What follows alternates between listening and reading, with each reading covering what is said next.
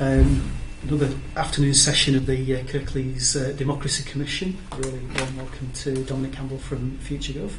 We're going to be discussing areas of around the digital stuff and local democracy. So Andrew Marchington, Kirklees councillor, one of the councillors for the Goke Ward, which is just west of Huddersfield, member of the Commission. Cecilia Bardley, elected member and a member of Commission. Andrew Cooper, councillor for Newsham Ward, Future. Great, thanks for having me. Gemma Wilson, one of the councillors, member of the Commission. Great. Since you kick off by introducing yourself and just tell me a little bit about FutureGov and how it might relate to our work. Yeah, sure. Okay, so my name's Dominic, as you said. I run a company called FutureGov. My background's local government, actually. So used to work in North London in Barnet Council. Did that for a while and then left to set up FutureGov almost 9 years ago now. So been more outside than inside, but predominantly only really working with local government since then as well. And a lot of what we've been about has been about how does digital transform the way that local authorities relate with their citizens, but also the way that we can transform public services to bring greater participation from residents, but also to change the ways of working within organisations, try and think about different ways of designing the services so that practitioners can be involved in that sort of redesign process, and then over time touched formal democracy in different ways in our work, but interestingly in many ways, and it's maybe something we can talk about, is that sort of quite strong separation between democratic arm of local government and public service delivery arm has meant that there's often a bit of a barrier to an overlap between those two things. But in many ways we focus more on the sort of redesign of public services that is about how do you rethink the sort of power relationship between local government and the people it's delivering for, and how can things like digital in design be a tool for changing those relationships and maybe empowering people to do more for themselves or whatever else it might be. So that's brilliant. Perhaps we could explore that a bit, because what we found is that tension between a representative role, ourselves as councillors, and our role in actually involving a participatory standard democracy. So perhaps give us examples of how you managed to sort of resolve that tension or use that tension creatively with redesigning services or engagement. Yeah, I mean, there's a much bigger thing at play, isn't there? Obviously, around the sort of crisis of representative democracy, which I guess is behind what this whole thing is for in the first place and part of. But what we find quite interesting, I think, reflecting on it, and I think referendums are probably another manifestation of it. Actually, is that what we're finding is, as sort of classic representative democracy is coming under pressure, there's almost like a slight panic mode of how do we bring people into this. But equally, that means that what we're finding is there's more interest in things like crowdsourcing or sort of budget simulators or referendums or all of these things, which I would probably see as quite faddish in many respects and slightly superficial. And there's actually, I feel, quite often a less deep piece of work going on, less of the deep work that needs to happen around, but really what is the unique role and proposition that a representative can bring to this process and to redesigning services, versus those things which are almost like sticky plasters over people's views of democracy being broken, which is, quick, let's do a survey, let's do a budget simulator, all of which I think are often far too late in the game. All of this, we all know as insiders in the game that the decisions have been made in different ways to different degrees. By the time a PDF document exists, there's really not much point consulting on it, because none of us really want to turn that back into Word and change anything. So actually, how do we stop focusing on some of that stuff and actually get back to some really fundamental questions around, I don't know, like why do we have 3 ward members in most places when that's from an era of door knocking and customer services before customer service function existed, where you needed 3 people to cover a patch, whereas now you just don't anymore, because you've got customer services and Twitter as much as you have anything else. But we never really talk about that stuff because nobody really wants to, because that means fewer councillors, or it means stop focusing on managerialism and focus on the sort of policy and politics of politics and how you can support your communities. So for me, that feels like the really important work to be done that isn't done on the democracy side. And then on the public service side, we find it really difficult to engage. And there's a problem with officers in this as well. To engage members in the process of rethinking the way fostering and adoption is delivered, or Meals on Wheels or whatever else, and how that can be democratised as services, and how people can be brought in to participate in running those services. Partly because officers, the officer-member relationship is often a very interesting one, / broken, from both sides, to be honest, where you're managing each other more than you're actually collaborating most of the time, I would say. But also, there's goodwill often around, yes, sure, let's do something really interesting with fostering and adoption. But then when it comes to it, the risk aversion of the committee structures and the sort of mandate and the sort of approach just doesn't quite get over the edge, really. Is it worth exploring fostering adoption itself? Okay. So we know there's a need for more people to be involved in fostering, issues around not enough people, children in adoption. Councils have a community leadership role. So how might we use, you got examples of how we might use, or think about how we might use digital technologies to improve our leadership role as councillors to get more people to foster. I mean, one of the examples I think we've had recently in Kirklees is particularly need to foster teenage, older children. Yeah. So potentially ways of doing that. Yeah, I mean, I think there's a whole number of ways. Like, I think it's quite interesting to say that you've got a community leadership role within that, because it also that comes from an assumption as well in many respects. Like, it's quite easy to say that, but a lot harder to actually, what does that really mean, and what does that mean you don't do? Because a lot of the time, what I find is that members find it slightly harder to provide that leadership and vision and policy and engagement side, and therefore quite often would like to get involved in the sort of details of how the budget's allocated, how's fostering delivered, almost get into the risk management of service delivery. So that's the management side rather than the policy side. Right? Exactly, and I think they're stepping over into things that rather than creating the space for creativity and change and innovation, which is to say, your organisational leadership role is to say, clearly the stats show, or clearly there's an opportunity here. I'm willing to back you. We'll stand behind you. The money's there. The opportunity's there. Let's do some rapid prototyping to understand the sort of processes and methodologies of innovation and change to a degree that can help to inject that into the organisation, because local government is so permissions and authority based that unless you guys are stood there advocating for anything, ultimately it's not going to find traction within the organisation if people fear that.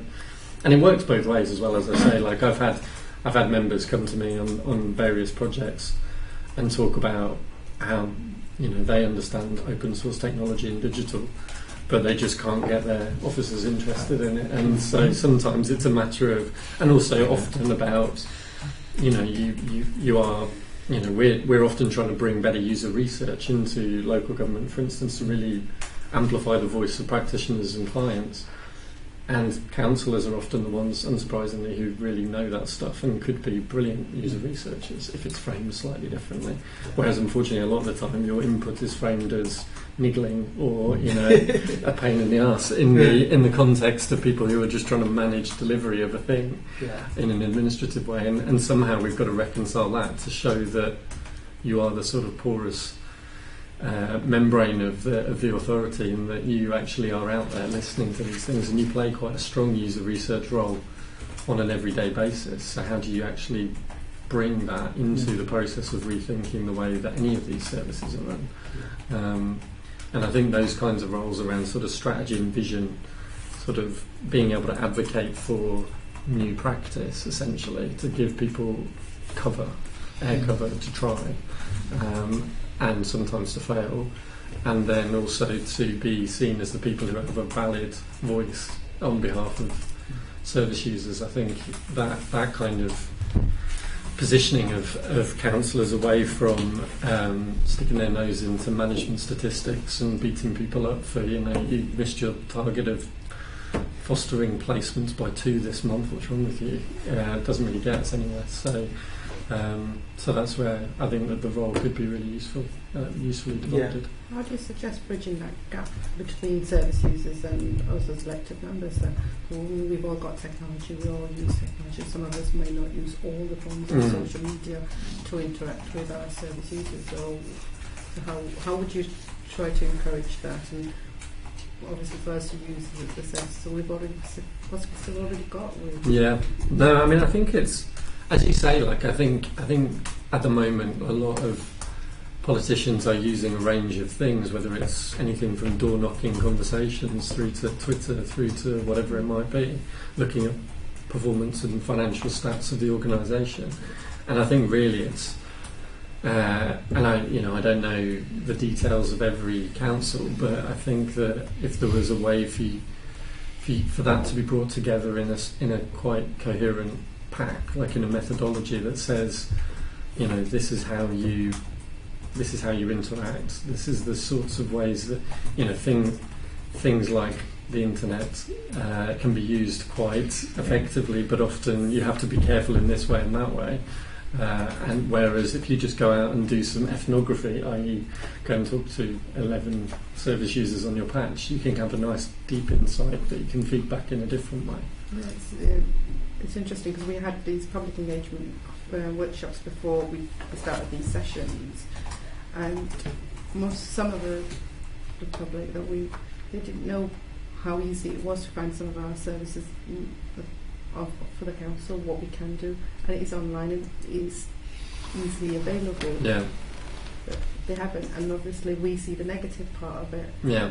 As councillors saying it's not available, but it is. It's just you can use a smartphone. It's literally there. It's at your fingertips, but it's not being used. So I'm just trying to find out is there any more other ways that we can encourage that. Yeah, one of the interesting things that Government Digital Service introduced at the Cabinet Office was that no digital service, and you could extend that to any form of service, was released to live until the senior politician had evidence that they could use it, understand it, and achieve the outcome. So if they could do it, everybody else could. Yeah, with respect, but but it feels reasonable, like as a starting point, right? Because often, and you're different to officers quite often as well. It might be different in Kirklees, but in many places we work, there's one London borough, and London's quite specific, that we've worked with, where 2 of the top 200 managers lived in the borough. 0 of the top 200 had any elderly parents in the borough. Therefore, 0 actually understood how they only had one web page out of 1,000 that related to adult social care, and that one web page was absolutely awful in terms of how you would actually achieve anything. And that's because none of them had ever used their own services. Whereas, you as councillors are very locally founded and committed, and therefore you could play that perfect role of sort of expert user researchers, of client advocates, to say, like, quite often do. Yeah, but you should also be there before anything goes live, almost, to say, well, if we can do it, hopefully other people can as well. Because whilst that's true what you're saying, I bet if you went and from literally just the moment of opening a laptop and said go, I bet it would be interesting to see the results. Like, they will start on Google. They will not search what you think they'll search. They'll say things like, need help from my mum. And where does that take you? They might not. They almost certainly won't say Kirklees. They'll say probably their local neighbourhood area. Need help from my mum in Huddersfield or whatever. Will that then land you perfectly on a process that enables you, exactly right, that enables you to achieve that? And I really, really, really doubt it. So I think that kind of role, where you're truly trying to, because you're in this unusual role within local government, which is 1 foot in, 1 foot out. Representing. You've got to be good for the organisation, but primarily good for the community. And so, having that role of, if we can do it, hopefully the community can too, is a great role, because you can do it as a critical friend of the council rather than people who do just want to throw stones at it. So, Yeah. Great. I think it's really interesting because obviously we've heard quite a few representatives about how Facebook, Twitter can be used, Snapchat can be used to better engage with the community. But what it sounds like you're saying is actually you need a system that's around it so people can engage effectively. And we have got examples of, the council Kirklees is quite forward as well. So Britta Twitter seemed to work very well. It was a very effective way of getting message out. When the gritters are going out, when the problems and stuff, people like that. Yeah. There'd been a lot of thought gone in, a lot of mistakes made before it got to that stage. Yeah, totally, and it really depends on the subject, doesn't it? Because I think, and I'm sure you've talked about it as well, but people are mostly interested in meaningful, pragmatic, immediate services and things they're trying to achieve, right? So things like Gritter Twitter is not only does everyone love a bit of alliteration, but also which actually isn't alliteration. Which actually isn't alliteration. No, it's assonance. You're right. So, not that that's important. No, not at all. But that, which is totally different to what is the future of adult social care in Kirklees? Yeah.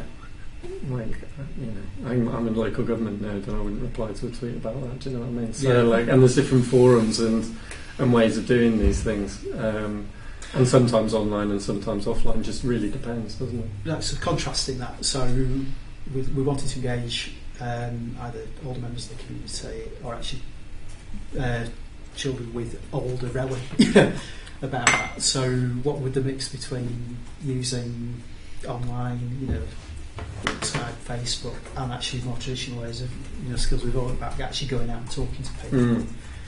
I mean, I think in those the way that Iceland did their constitution stuff is probably one of my favourites in terms of how they blended on and offline in a very deliberate, joined up process. So it was a matter of training members of the community to be facilitators in the conversation. Open up loads of leisure centres with bunches of tables on them, but those people then facilitated conversations, where those conversations were then captured, that were then put online, so that everyone who couldn't be there also had a chance to comment on what had been discussed, and that being then assimilated and brought into themes that then go back down into conversation in real life, that then go up into a series of principles and a constitution. And I think that seeing it as singularly one or the other is probably where we've failed over time in a lot of these things. As well as what we're really bad at often as well is being very clear about what the rules of the game are like. So if the rule of the game is ultimately you're not going to get exactly what you wanted, we're just taking the temperature of the conversation, but we're your representative leaders and we're going to make the decision. Even if the result is 51.9%, we might not go with that result, for instance. As long as people know that up front, I think that's okay.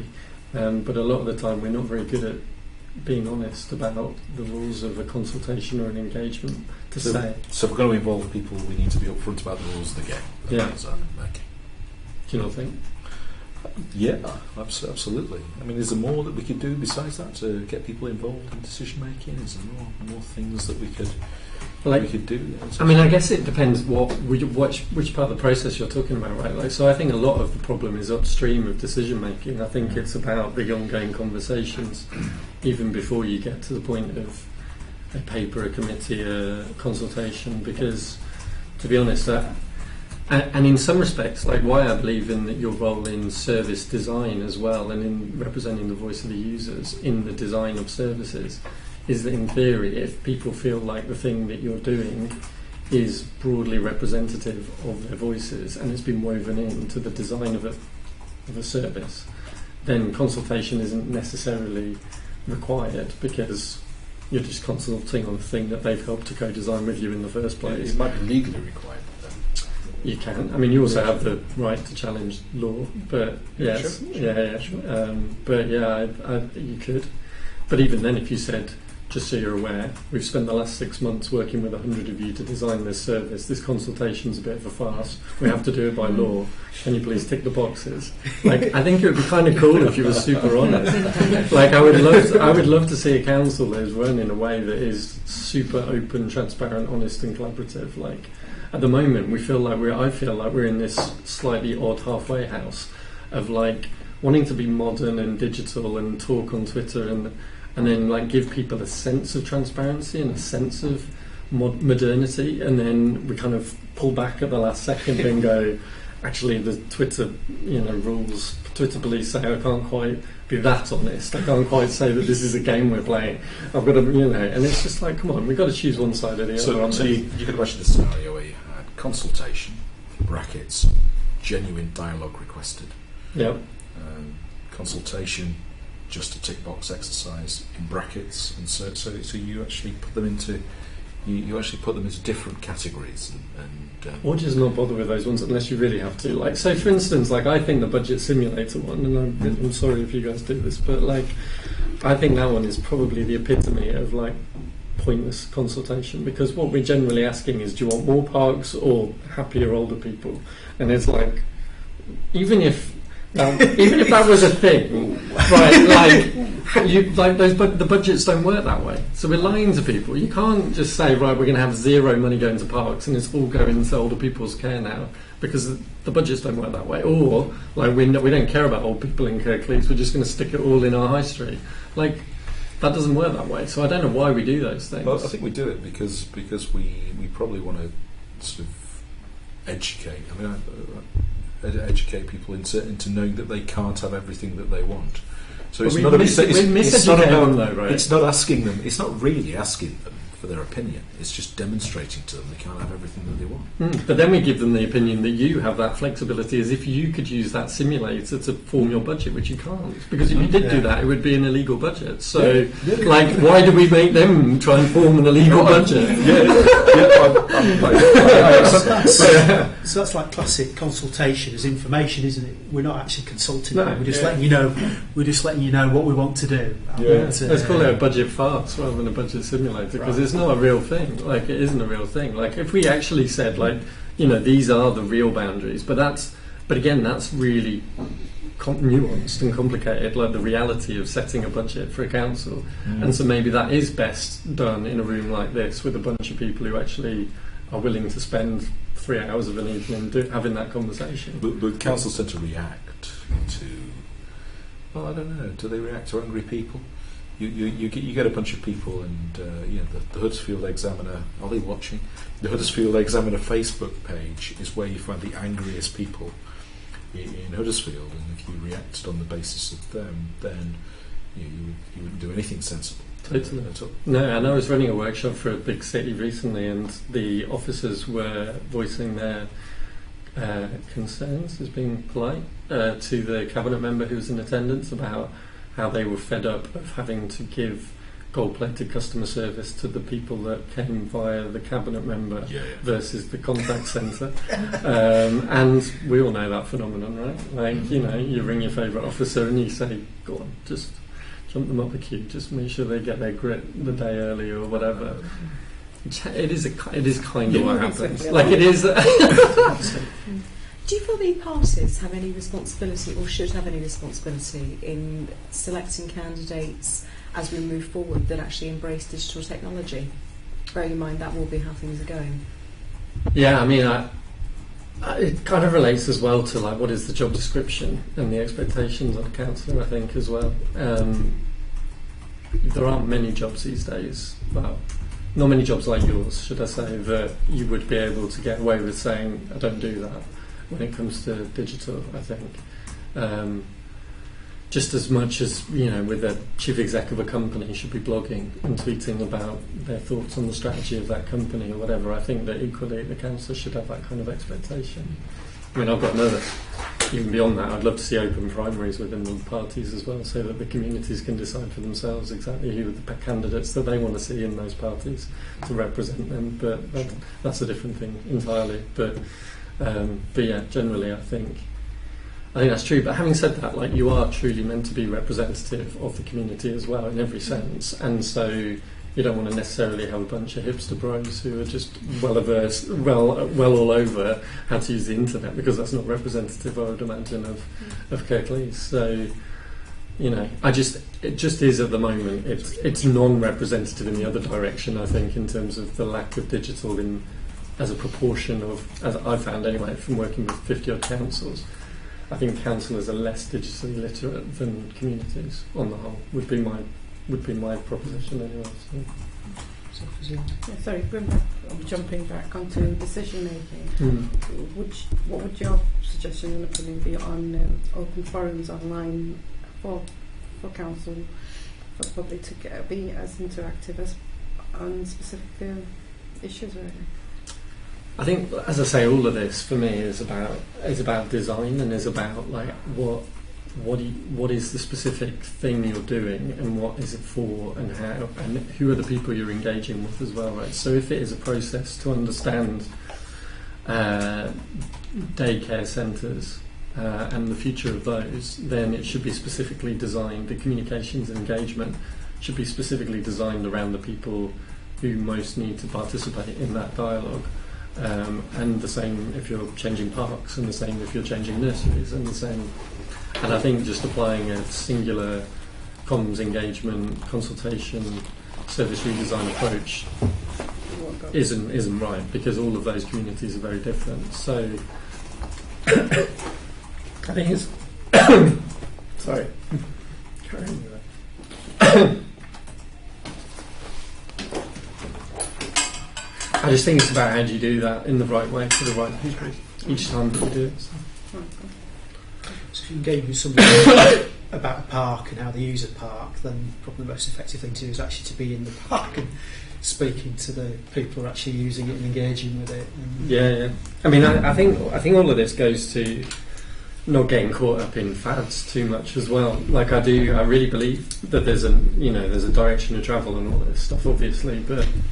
You know, if you were to say tomorrow, let's flip all of our services, close all customer service centres and phone lines and face-to-face meetings and just only interact on the internet, then you're doing your community a disservice. And equally, if you do that through the democratic engagement side of the business, then you're doing a disservice as well. I think essentially you go to where people are. You have to understand well in the first instance, like, what is the blend. You know, you might, on any given service, if it's housing benefits versus schools, I would imagine there's a different blend of how people want to interact with you, from 40% face-to-face, 40% phones, 20% digital. Start that way round and balance that way, and over time nudge people towards different ways of working. But also, like, I think not seeing just the very first edge of interaction and engagement as everything either, but understanding the entire user journey and the entire service, I think, is important as well. So, on the customer service side, for instance, we're obsessed with like channel shifts, everyone go digital, blah blah blah, and it's like, and that's cheaper, and it's like, okay, but that's 10% of the whole journey through that service. You can make that 10% cost a penny versus £1 if it's face to face. But what if that penny means that they misunderstand your service and they therefore don't get the service they need? They relate to it in the wrong way. It costs you more through their entire housing benefits journey, rather than if you'd spent £1 having a chat with them in the first place and then sending them away so that they can do stuff online, or they can. And it's exactly the same in engagement. Like, you have to understand, not just that initial buzz of having, we're going to talk to them on a forum or Twitter or whatever, but it's actually like, what is your long-term relationship with these people that you're representing, and how also can they see you do something with that as well? And I think ultimately the rule should be, if you're not going to do anything with it, then don't bother in the first place, to be honest. Like, and I'm sure you've heard that a few times, but that is ultimately what it should come down to. Yeah. Because people are just, they'll go cold to you if they feel like it's a waste of time. So. I'm just really interested, again, about what you seem to be describing is actually a whole systems approach to things in which technologies complement each other and sometimes interesting. In terms of our role as decision makers and actually the information we have to be able to do that. And you talked a bit about modelling. I mean, are there different ways about thinking about the outcomes that we want to be able to deliver better outcomes? Because that seems to be some of what you've... Yeah, I mean, I guess it depends. Like, where have you? Can I ask you all? Like, where have you got to after these weeks of thinking around, like, what you believe your role is now, in the future, whatever? Like, are you the custodians of democracy in every sense through the organisation, or only democracy with a capital D? Or we're all heading towards facilitating and enabling. yeah. Because I mean, that, like, are you advocating? Like, are you the ones who advocate for, like, you know, conversations happen at all points in every ways through all, you know, all processes within the counselling community, and as well as being the person who people come to have strategy, vision and decision making, or what? I think there's a recognition, part of our role is about front line, you know, I think the stuff you say about we are in the front line, you're picking stuff up on a day-to-day basis about what's happening in our communities, what's happening to individuals, whether it's family or actually residents. Then we are involved in either formal decision making or actually scrutinising decision making and trying to feed that in. And we do, as frontline councillors, you know, fill that role as well. So you've got a foot in all sorts of camps. Yeah. And some of what we've talked about is that spectrum between. I mean, we had Roger Bushell from the Staff College come and talk about the spectrum of from a traditional, decision-making process where we decide what's going to happen, we vote and then that's it, to actually fully participate. And I think a lot of us are on that spectrum between the two. But I mean, John, do you want to? We're looking at the panel as well. We have possibly got this wrong, but Eric Firth, one of our commissioners, is he about 25-30 years service? Yeah, as an elected member. So I think a lot of the angles we're coming at this is quite different. And Fazilla and I, we were elected a year apart, so this model of working is our norm, really, isn't it? Yeah. Whereas people that have different standards, that's completely the wrong word, different levels of service even, their experience and the way that the council has run, bearing in mind the budget constraints that we now have, it's quite different. So that's been quite interesting, looking at people's perception of how the role was changing as opposed to how the role actually is. So does it feel more like a defensive role now rather than a... I wouldn't say so, not to me, no. I would say so. I think it's really a matter about, I think, the opportunities. Is actually looking for opportunities. It's actually looking yourself as a councillor, not within the council but outside it. Right. Seeing what can be done, what you can draw in from outside, thinking, well, just outside that, because the council is not the only game in town, and the opportunities to be able to draw money in to help your community making from outside that. Sometimes it's not about money anyway. Sometimes it's about policy, and policy can come up with the right outcomes, which is not always about the money. So I think some councillors adapt, others need reprogramming. Others will be are the Betamax councillor who cannot actually function in the new world, which isn't even VHS anymore. I don't know where I'm taking that analogy, but in any case, that I think it's a different game, and you adapt or you don't. Yeah. So would you kind of agree that sort of the truly old role of a councillor was, a good chunk of customer service and being out and about listening, whereas now it's a lot more about mass dialogue, like mass conversation and steering. And I heard the thing you said about the era of door knocking. I think you said the era of door knocking is over. I don't know if that's appropriate. You said something about the end of an era of door knocking, and I don't see that era. More for customer service, I think I meant. Was tell me about, because a lot of that was about you can only cover so many houses, so you therefore need 3 of you. But in the world of the internet, you can cover a far bigger area and hear far more. I don't accept that, because you need to get out there and see people. People expect that. yes, you do the other stuff, yes, you do those things, but the close contact with people remains important, and there's no substitute for it. Mm. You can't electronically substitute for it. It's a good thing to do, and it should be done, and it's part of the job. It's not a replacement. Yeah. It kind of is. It's interesting. Like, there's been an example in London recently, near where I am, that of this kind of strange grey area that we're in right now between the old and new worlds, I think, in some respects. So the Islington Council took a decision to close a nightclub in London, which myself and a bunch of others got very upset about. And the chair of the committee, the night of the committee, locked her Twitter account so that nobody could essentially attack her for the decision, which I found very interesting. And then people came to her defence from the council to say, well, just email her then, because therefore it becomes a one-to-one black box conversation rather than a mass conversation, and that feels more managed, and it reinforces old positions of power and of top-down institutional relationships rather than your role as a facilitator of community conversation and possibly a lightning rod for people venting their frustrations. But you know that's your job. That's the game you're in, at least. And how we move. Do we just keep moving between these two places, or is it possible to exist in one or the other anymore? Like, it feels like being a black box isn't really an option, really, because as soon as she did that, she made everything 10 times worse. It was like putting petrol on the fire rather than actually just allowing conversations to be free-flowing and accepting that over time it would be whatever it would be.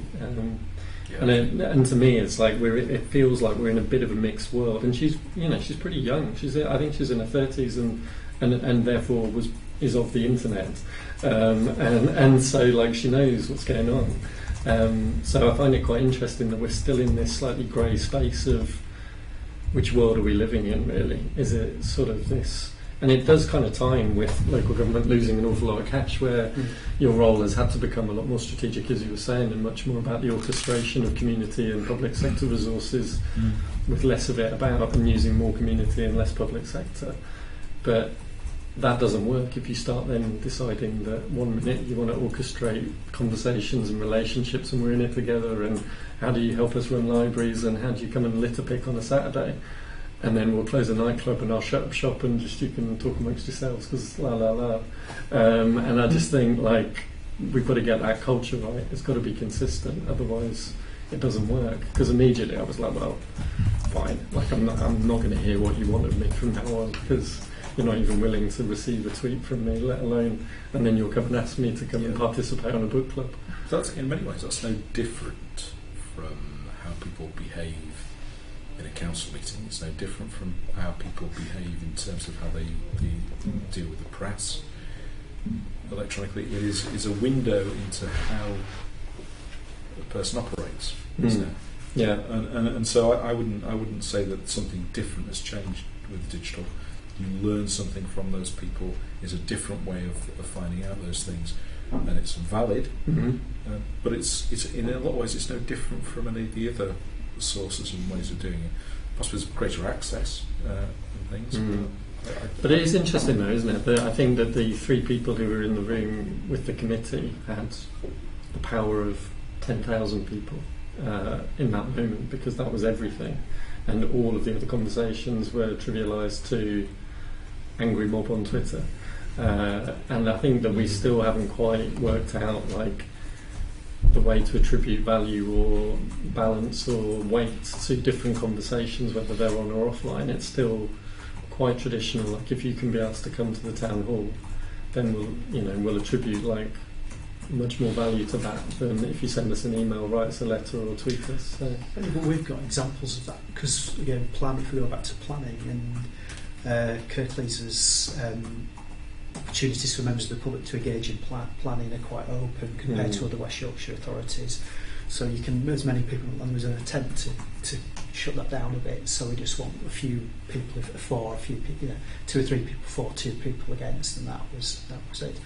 And that doesn't. It's not about the tech. It's the culture, isn't it? And Yeah. actually to say, let people come and talk about stuff, and out of that might well come. A lot of it will be repetitive, but actually some of it is really useful and things you've not thought about before. So it's getting back to that cultural thing. Yeah, totally. And again, a role as a council, we can have too, particularly with planning. You can either wind people up, or you can actually say, well, at the end of the day, these people in front of you are going to have to make a decision. They're going to have to make a decision on planning issues. Yeah. And if your voice is going to be heard, these are the best things to talk about, and they're going to have to make the decision. It's quite fascinating looking at. Yeah. There's still that role for a council in terms of our knowledge and our enabling role, Totally. but also as well as encouraging openness and open agreement. Open agreement. So Yeah. the phrase. Yeah. Openness. I do feel like and back to the point around like the sort of mixed messages that are sent sometimes as well, which is, we're open for business and we want conversation, we want to hear from you, but ultimately, people then forgetting that you have to be the decision makers, and people like me getting pissed off that sometimes it goes against you, right? So the lack of accountability. Yeah, but also just like, I think again it's about the framing. It's about like just a reminder, like we're having a conversation, but I'm here to make the decision at the end of the day. I think that level of leadership, but then things like increasing amounts of power being given away by politicians through things like referendums, I actually think goes counter to that message, which is actually on some really hard stuff. I don't want to make the decision, you guys make it. And I think that like actually it's got to be a consistent message again, because it's like we want to retain a role as elected politicians, except for on really tough things which you can all take responsibility for, like, which I think is quite interesting. But it's true of the budget simulator, or it's true of certain consultations, and 52% of people always think something about something, but is that the right, and from your leadership position, is that the right thing for the area in the long term, which is a unique role that you still hold above all everything else, I think. So again, getting into this concept about actually engaging people, it's whatever technology you're using, it's usually is about getting them involved with it, actually a pool of ideas, that feeling of openness, as opposed to avoiding. It's actually a way of enabling better decision making as opposed to avoiding. Yeah. But also something that I've really struggled with over time in my job is to be able to involve politicians in action quite a lot of the time. So like there have been many projects that we've done where we've said, let's prototype this then, like would you like to be involved, and often politicians will retract at that point, whereas I actually think. So what do you mean? So you're looking at a whole. So one area, for instance, and I won't name it, but like one place we were working in, there was a councillor on the project team. She had a very strong vested interest in us improving. The project was around improving the lives of the working poor, so the people who are in work but on benefits and at risk of dropping down beneath the sort of threshold of vulnerability, and however you define that. Yeah. She did, on the one hand, she played it blinder as a politician, like drove that agenda, made it a thing, insisted on it being a focus, pushed it into being a project. And then as we worked out different solutions that might start to address that, certain things that were her pet projects didn't necessarily fit the narrative or fit the research, and it was almost like, no, do it anyway, which is getting into the managerialism, but two, then, and this isn't a unique example at all, well, if you want a car sharing project, then how about you can participate, you could do that'd be great, you could help us run a prototype, and it's like, I don't know. And it didn't happen that way. So, and I just think there's a real. I think where we are right now in the world is that, and I think we do politicians a big favour, is to see you leading delivery, not just what people perceive, which is the words rather than the action. And I think things like rapid prototyping and out the back of this commission, if you could work out like 10 design briefs for things that you might want to change, to do differently as politicians or as a council, to actually say, okay, look, we've done 2 weeks of testing a new way of working, and this has succeeded, and let's do that from now on. And I think that tangibility would be really beneficial to you and to the democratic process generally, for people to believe that you're there to not just sit and take decisions in the town hall, but actually to try stuff and work with them to test some solutions. So. Yeah.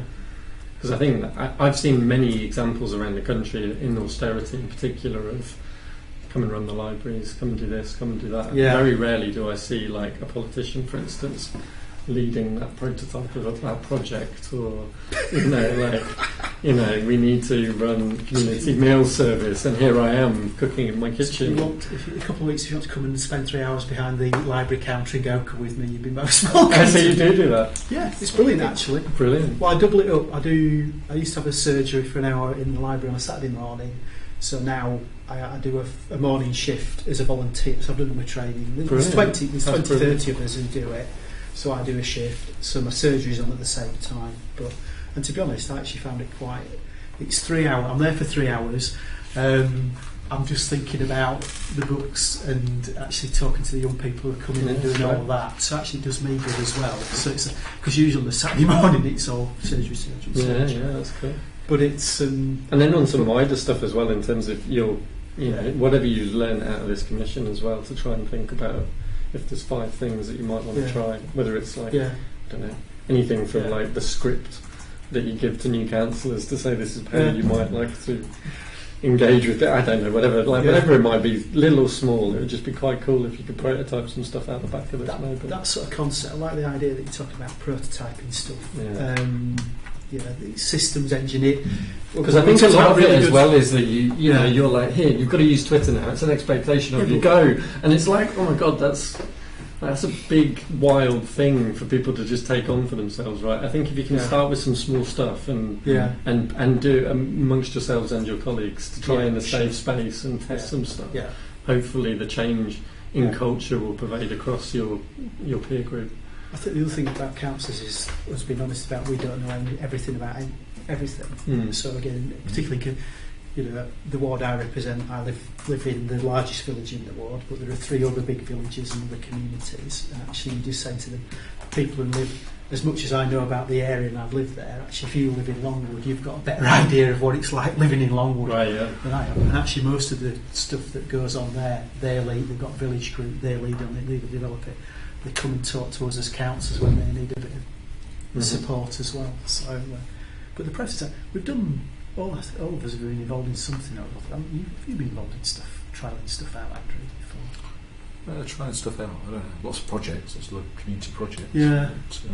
But the IT, dirty, you're talking about how we are with IT. I mean, our IT department, Helen Bennett is quite good about us having a go at stuff before it's rolled out to actually other councillors, so all of us act a bit as guinea pigs. Yeah. So actually it wouldn't be too big a step to actually say to try some of the stuff out before it's rolled out to the wider community. And actually some of our councillors were quite good at moaning about stuff. Actually that's exactly the sort of thing I've tried using the online switchboard, and it doesn't do this, it doesn't do that.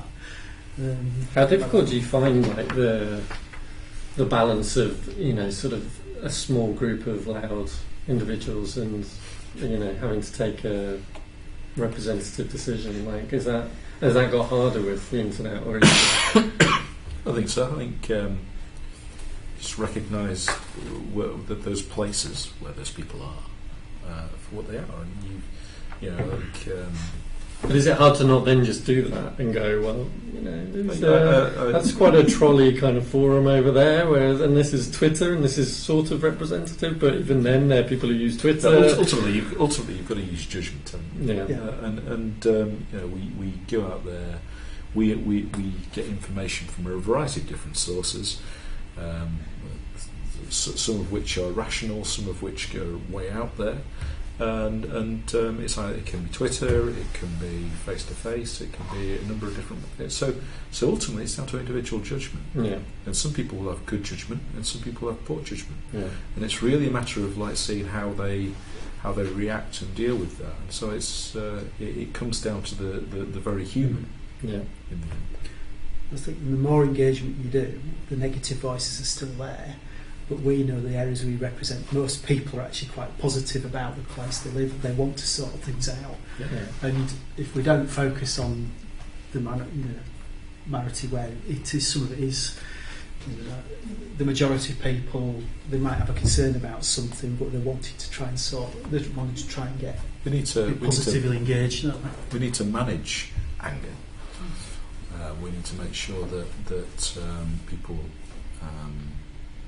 are listened to. Yeah. But we also have a duty to the truth.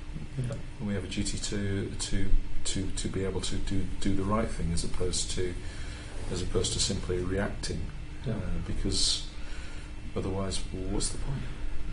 Have you got any examples, or is it easy to sort of like put a call out to your communities to say like, how might we ... like come and talk to me about how might we solve this problem and do it together? Because obviously that's... I do advise my advice surgeries. It's not just where I sort of provide advice, it's where you can also kind of give me advice. Right. So it's a two-way process, and frequently people take me up on it. Right. And we'll come to my advice surgery and say, you ought to be doing this. And so it's just a matter of having a different... Like an aggressive version of design. Yeah, right. Yes, thank you. Yeah. So that's our default position. Though, if there's an issue, you talk to your community about it. Yeah. Problems. So the example we're going with, one of our railway, antisocial behaviour around a railway station, community tensions raising, online. So we had a meeting. The first part of the meeting is people coming on, getting stuff off. It was council led. We've got officers there from the council, from police, local police, British Transport Police, the railway service. It would be very easy to put them up as Aunt Sally's and let them take the flak. Yeah. But the councillor did it, right? And so, first part of the meeting, people let off steam. Right, we've let off steam now. We've still got the problem. What we're going to do about it? Yeah. So what came out of that was actually British Transport Police actually started complimenting the neighbourhood policing team but we've got friends of the station. So they recognise, well, if we're looking after the station and keep it nice, then it's less likely to be, vandalised and graffiti and got stuff happening with young people. Yeah. So that problem-solving approach, and it's what Andrew was saying about, you said about getting a bit of a lightning rod, people let off, people get angry, but actually using that energy going on. And but that was tradition. Actually, the meeting, it was a town hall meeting, but using email and letter, to get people to come along. Yeah. Yeah. What's the biggest thing that you think you would like to solve about democracy in Kirklees? Like, what's the thing that you feel that is most driving you in what you're doing? What's the biggest thing that's driving us so much? And to do this commission and to try and do you want to come out the back of it? Like, better decision making. Yeah. Whatever that might be. And the people's perception of what we do as a role, as a council do as a role, not just the council, there's Kirklees Council do as a role. If we could get them to change that perception, that would be really good. And however, if we find out where the flaws are there, work on that and work with that, we'll be able to. I think that's where it's correct. And this blend of representative and participatory, presumably as well, so that you're extending the participation in the future Kirklees into the community and in partnership. Because that's how it's. I mean, a lot of what you're describing is you're the blend between the sort of quite hard-edged council, which is often the thing that's beaten by people as you're not doing, versus like community doing an awful lot for itself already, but how that gets meshed into being a partnership to use the best of both, I guess. Yeah, I think in the current austerity position that we're in, and that's really, really important to do. And the more that we do that, it will become a lot easier for everybody else to use the services that we have locally. I think you've heard about one of our projects before from Tony, who spoke, I think, to you. But Casserole Club, around our meals in communities, essentially a dating site for communities who want to cook for each other without the dating. And I think, but they can if they want. Sorry, I've got really sore throat.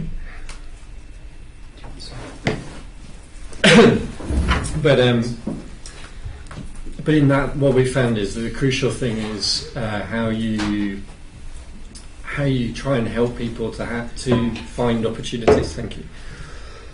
To do really small things,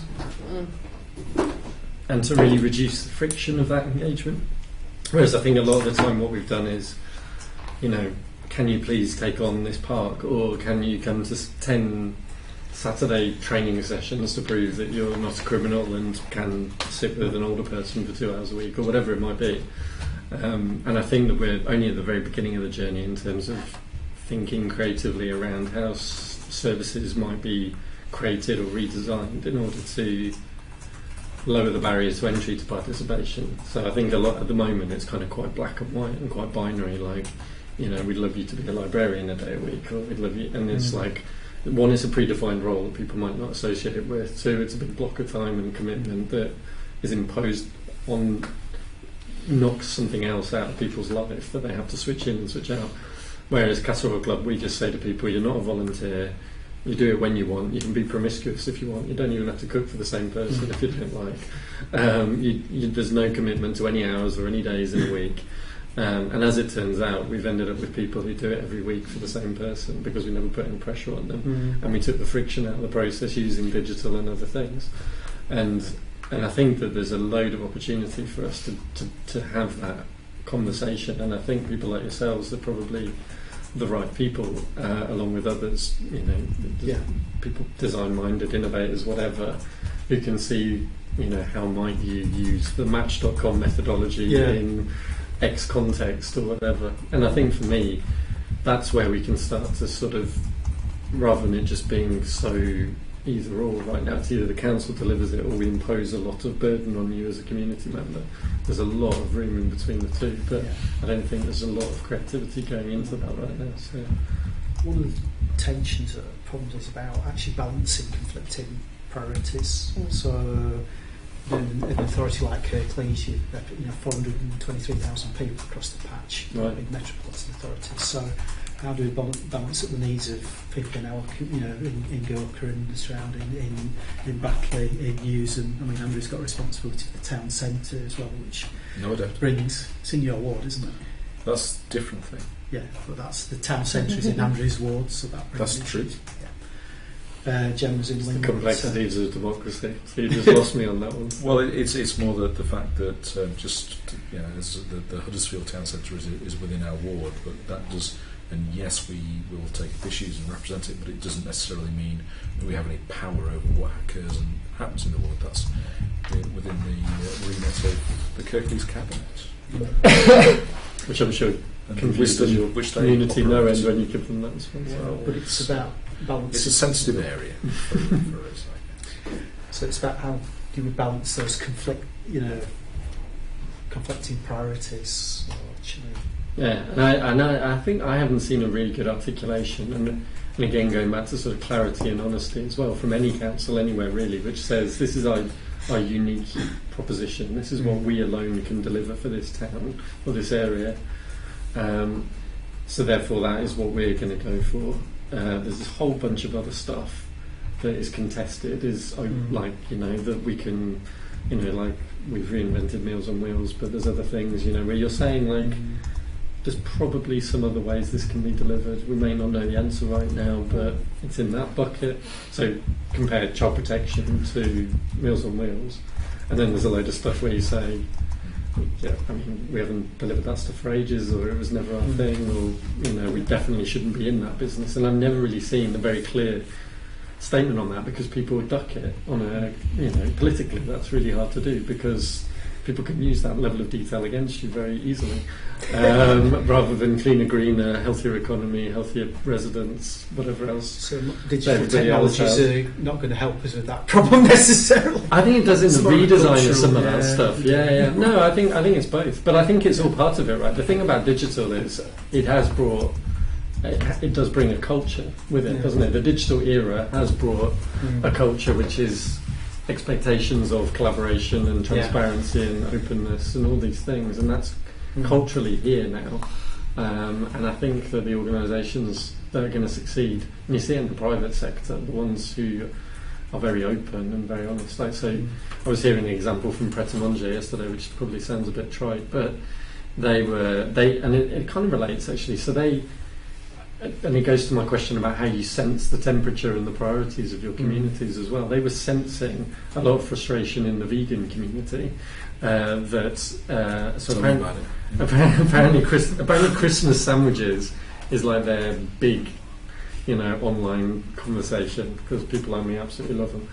And then, but actually, they introduced a vegan-vegetarian line, and that outdid the conversations on Christmas sandwiches, which blew their minds. And so they then deliberately engaged with that community, and they ended up doing a specific vegan Pret pop-up shop in London, which has now become established as a full vegan shop.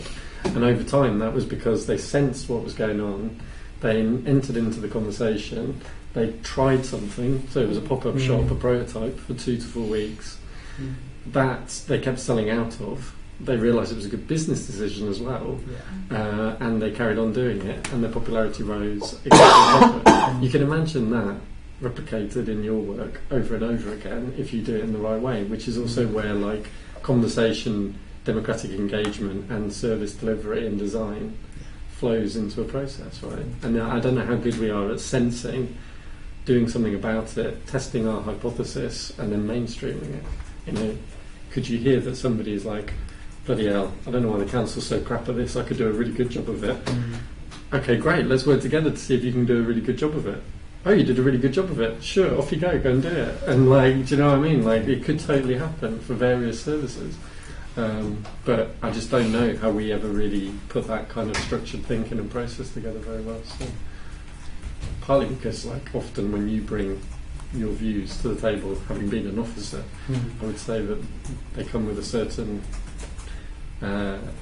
you think about, you put them into a certain bit of your head as an officer. It goes into how do I manage this feedback, rather than I'm sure this is a brilliant piece of insight that I should do something about. Okay. Well, thank you, Dominic. I don't know, are there any other, have we covered most of the other things to ask? Yeah. Well, thank you very much. It's been a great hour. Lovely talking to you about this stuff, sensing your enthusiasm, asking us questions, helping us to think about some of what we're doing and why. We've got a few more sessions, as you said, very busy week next week. We have an evidence gathering at the moment. We think at some stage Carl's going to lock us in a darkened room. He's not. With beer and something like vegan sandwiches will be on the order. Which would suit me. I'm a vegetarian. This process is supposed to be open, which is why it's been webcast. And Good, right. when we get the report, the draft report, something I did, we'll share that with you. It'd be brilliant if you could give us some feedback on that before the final publication sometime next year. But, thank you very much for sharing with us this afternoon. All the best with what you're doing with FutureGov.